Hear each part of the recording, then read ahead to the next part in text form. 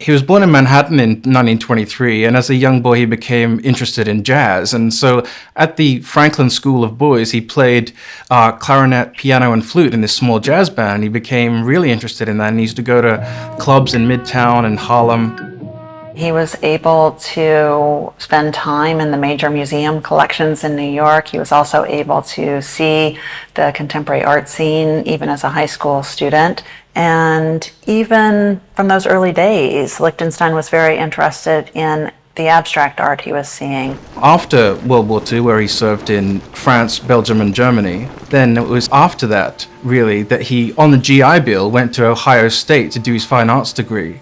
So after then, I mean, the 50s for me and Lichtenstein are really characterized by this really restless period of experimentation, where he became obsessed with Americana. These quite seemingly conservative subjects, if we think about what he came to employ in his later career.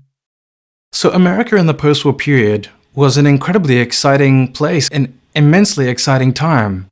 There was an economic boom, the war was done, there was all of these new products flooding into the marketplace, advertising largely propped up by executives on Madison Avenue in the advertising firms. There was this incredible visual infiltration into people's lives in all different forms of media, whether it was print, whether it was on screen.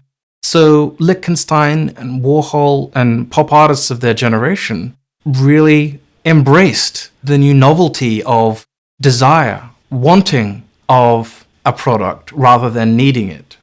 Right through that period, right through the 50s, he's experimenting. And in 1959, in New York, he has an exhibition of all of his abstract expressionist works.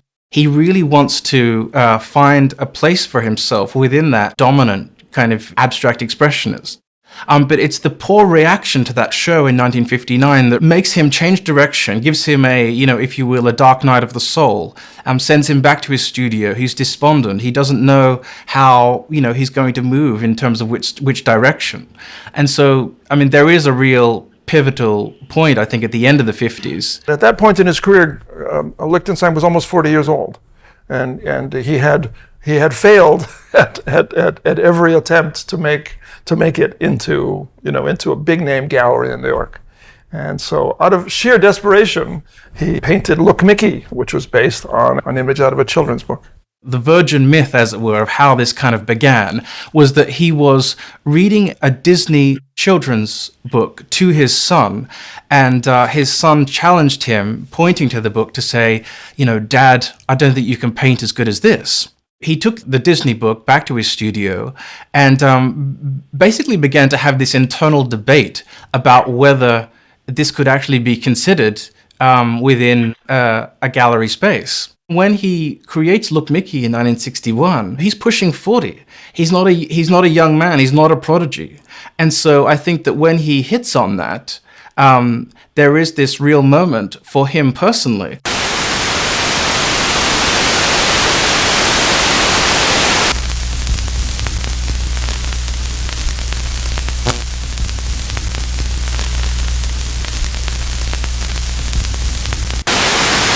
It's very hard to say why I started to do cartooning. I began again in 1961 to paint cartoons still involved in a kind of abstract expressionist format of painting, using humorous sort of animated or animal cartoons like Mickey Mouse and Bugs Bunny and things. But in 61, got the idea of doing one fairly straight, where the painterliness which had been in my abstract expressionist paintings was no longer part of the painting, and the kind of texture. This is the landscape that I'm interested in portraying, and I'm also not only portraying it, but I'm working in the style of it, or a style which at least parodies the style of everyday art and everyday society. And I think that when he had actually decided that this was something that he wanted to pursue, he was given a great confidence. And that's when we have the beginning of this period from 1961 to 64, where he produced his most iconic works from which we know him. He was appropriating comic books, and so therefore he began to introduce some of the jokiness of comic book characters. One of the other things that he did is that he employed what we know as his famous Bende dots. Basically, it was originally a form of 19th century commercial illustration, developed by Benjamin Day. And so that's where they get the name the Bende dots. And it was so shocking that it was his big breakthrough into pop art. The most revealing painting in the group, I think, is the painting called Masterpiece. An image of a painter standing in front of a canvas looking at his work with a nice, very self-confident look on his face. And there's a very beautiful blonde looking at him and says, "Why, Brad, this is a masterpiece. Soon you'll have all of New York."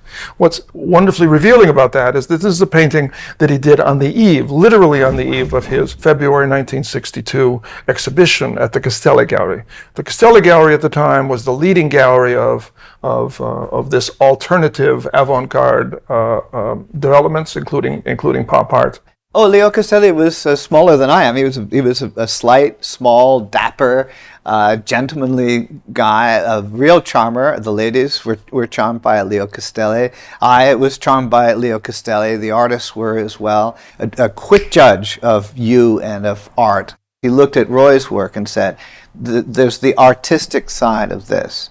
It's not just either an aggrandizement of a comic book image or a political statement. It's art."